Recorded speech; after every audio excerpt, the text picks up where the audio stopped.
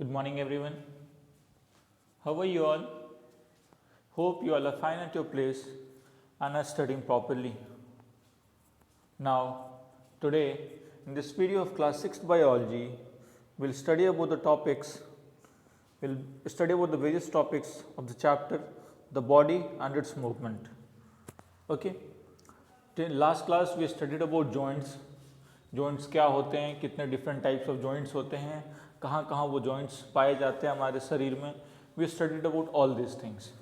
Now today we will study about the movement in various other animals. Except animal human being, will study about different animals. How it takes place in cockroaches, how it takes place in earthworm, how it takes place in snail, how fishes move. Will study about all this things. Okay, so let's start with the earthworm. Earthworm have liquid skeleton. Earthworm के पास कैसा skeleton होता है? Liquid skeleton means their body is filled with liquid. They have liquid trapped in the spaces inside the body. अगर ये body है तो इसके अंदर में क्या यहाँ filled है liquid. What is filled there? It is filled with liquids. Okay. The muscle squeezes against the liquid. This keeps the body firm. और मसल क्या करता है, लिक्विड के अगेंस्ट प्रेस करता है. ठीक है. As a result the pressure is maintain and body is firm. Body एक सॉलिड का रूप लिए हुए रहता है. ठीक है. It takes the shape of a solid. Muscle in worms body can be squeeze differently to change the body shape. और जो भी अर्थवर्म का बॉडी में जो है muscle different types different ways में स्क्वीज किया जा सकता है to change the body shape. These changes in the shape help the worm to move along. और ये जो changes होते हैं shape में, body के shape में, that helps the worm, earthworm to move. Okay. Now how this movement takes place, we'll study about this. कैसे move करता है earthworm. To move, the earthworm first extends the front part of its body, keeping the rear part fixed to the ground. अब सबसे पहला step क्या होता है कि ये जो पीछे वाला part है, इसको earthworm अपने आप में fix कर देते हैं ground में. पीछे वाले पार्ट को क्या करते हैं, फिक्स कर देते हैं ग्राउंड में. और फर्स्ट फ्रंट पार्ट, ये जो आगे वाला पार्ट है, इसको मूव करते हैं, आगे की ओर मूव करते हैं. ठीक है. क्या करते हैं, सबसे पहले पीछे वाले पार्ट को, बैक पार्ट को वो फिक्स करते हैं ग्राउंड में और आगे वाले पार्ट को मूव करते हैं फॉरवर्ड डायरेक्शन में. नेक्स्ट क्या करते हैं, it fixes the front part and shorten it. Next step में ये फ्रंट वाले पार्ट को फिक्स कर देते हैं. ठीक है. एंड देन शॉर्टन इट, दस pulling the rear and forward. और उसके बाद पीछे वाले पार्ट को खींचने का कोशिश करते हैं. ठीक है. पुल करना कोशिश करते हैं. ठीक है, आगे की ओर. It carries out such expansion and contraction of the muscles repeatedly to move forward. और ऐसा एक्सपेंशन और कॉन्ट्रैक्शन मसल्स का रेगुलर होता है in order to show movement. Clear. तो कुछ इस प्रकार अर्थवर्म मूव करते हैं. कैसे, सबसे पहले स्टेप में वो क्या करते हैं, बैक वाले पार्ट को, बैक एंड को ग्राउंड सरफेस में फिक्स करते हैं और फ्रंट एंड को मूव करते हैं. नेक्स्ट स्टेप में क्या करते हैं, फ्रंट एंड को फिक्स करते हैं और बैक एंड को पुल करते हैं. Okay. So this is how the movement in earthworm takes place. How, by expansion and contraction. Clear. Let's see next, snail and cockroach. We'll see how a snail and cockroaches moves. Have you seen the cell of a snail? It is like a house it carries along with it. You must have seen about the snail. What happens? Suppose this is the lowermost part, upper part is covered like this in such a way. Okay, and only head comes out from here. Clear? Such a structure you must have seen about the snail. It is a skeleton which is outside the body but is not made up of bone. Such skeleton is called as exoskeleton.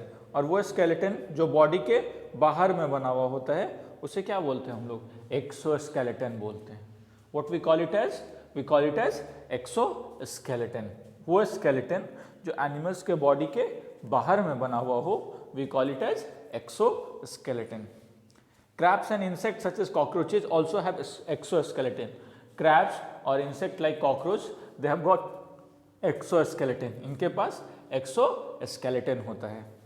Exoskeleton gives support and protection and allows movement at the joint. और exoskeleton क्या करता है, ये support provide करता है, protection provide करता है, साथ ही साथ मूवमेंट अलाउ करता है जॉइंट्स के पास में। Clear? It allows movement at the joints. क्या 3 फंक्शन है एक्सोस्केलेटन का? Provide support, provides protection and allows movement at the joints. Clear?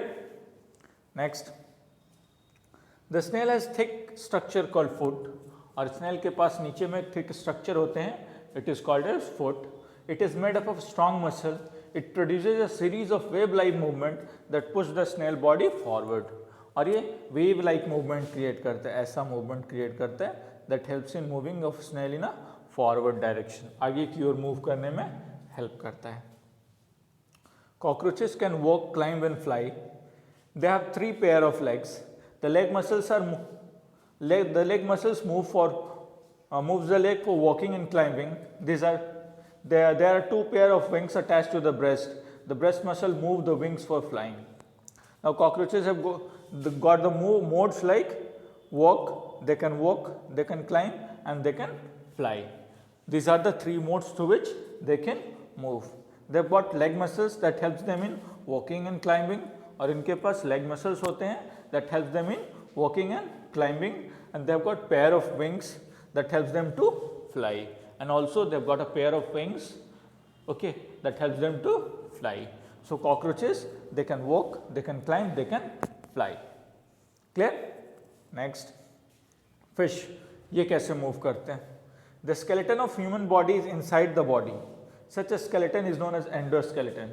और वो skeleton जो body के अंदर में हो, inside the body, we call it as a endoskeleton. Okay, जो body के बाहर होता है we call it as exoskeleton. For amphibians, reptiles and birds, mammals have endoskeleton. They all have backbone and are known as vertebrates. और इन सभी animals like amphibians के पास, fishes के पास, reptiles के पास एंडोस्केलेटन है और साथ ही साथ बैकबोन है, that is why they are called as vertebrates. इन्हें क्या बोला जाता है? वर्टिब्रेट्स बोला जाता है। Clear? Muscles that enable the fish to move are found on either side of the backbone. These muscles contract on one side and expand on the other. Now what happens? Suppose this is a backbone, then muscle that is attached this side, these two sides, इधर भी और इधर भी, ये fish को properly move करने में help करता है. Now what happens? एक साइड का मसल कॉन्ट्रैक्ट करता है, सिकुड़ता है, तो दूसरे साइड का एक्सपैंड करता है. फिर नेक्स्ट स्टेप में क्या होगा? इधर का कॉन्ट्रैक्ट करेगा और इधर का एक्सपैंड करेगा. दस movement of contraction and expansion takes place alternately and helps the fish to move. Okay, it helps the fish to move the body side to side in a zigzag pattern. और ये fish क्या करते हैं? अपने body को side to side move करते हैं, ऐसे मूव करते हैं इन अ zigzag pattern. They have no fixed way of moving. As the tail fin of the fish move along with the body in a zigzag pattern, it pushes the water against the water. This force moves the fish body forward. और tail fin भी साथ में move करते हैं, so it helps in what? It helps the body to move against the current of the water and helps the fish to move in a forward direction. Clear? To help movement in the water, fishes have a streamlined shape that is broad in the middle and narrow at the ends. यानी कुछ इस प्रकार का shape होगा. You must have seen about the boat. What happens? Narrow forward and broad in the middle. Clear? Such type of shape is called as streamlined shape. This reduces the water resistance and enables the fish to glide along in water. Airplanes, boats and ships also have got streamlined shape. और ये streamlined shape क्या करता है? It helps the fish to push its body against the current of water easily. इसके अलावा और कहाँ कहाँ ये स्ट्रीमलाइन शेप मिलते हैं? It is found in airplanes, boats and ships. Clear? Next, snake. Snake is a vertebrae. It is a long backbone which is very flexible. और snake क्या है? एक वर्टिब्रे है, ठीक है. It has got a long backbone. इनके पास बहुत ही लंबा बैकबोन होता है. वर्टिब्रेट्स किसे बोलते हैं हम लोग? वो animals which is got backbone. So it has got a long backbone which is quite flexible. क्यों? क्योंकि वो ईजिली ऐसे मूव कर पाते हैं. You must have seen snake moving in such a way. So such type of movement occurs why? Because it has got a flexible backbone. The snake can curve its body into many loops. Each loop pushes against the ground to move forward to push the body. Therefore, when moving forward, its body moves from side to side in a wave-like motion. Now what happens? This forms a loop. Snake ऐसे move करता है. In order to move, what it does? It pushes its body against the ground to move in a forward direction. ठीक है, अपने body को push करता है ground की तरफ और फिर बॉडी मूव करता है फॉरवर्ड डायरेक्शन में. किस फॉर्म में? लूप के फॉर्म में. Clear? In a wave like motion. Understood? we'll see about the birds. Birds fly with their wings which are modified forelimbs. They use their legs or hand limbs to walk, run and hop. Some birds also swim in water. Birds क्या करते हैं? They fly with the help of wings. They also use their legs or hind limb to walk, run and hop. Also some birds they swim in water. और कुछ birds ऐसे भी होते हैं जो पानी में swim करते तैरते हैं. The bones of the birds are hollow and very light, making it easy for them to rise in air. और जो birds के पास wing होते हैं, it is hollow, मतलब अंदर में कुछ भी नहीं होता है, खोखला होता है. ठीक है, there is nothing present out here, अंदर में कुछ भी नहीं होता है, तो it is called as hollow. जब कुछ भी अंदर में नहीं होगा तो क्या होगा? बोन्स विल बी लाइटर, मतलब उनका वेट कम होगा. As a result they can easily fly in air. They can easily fly in air.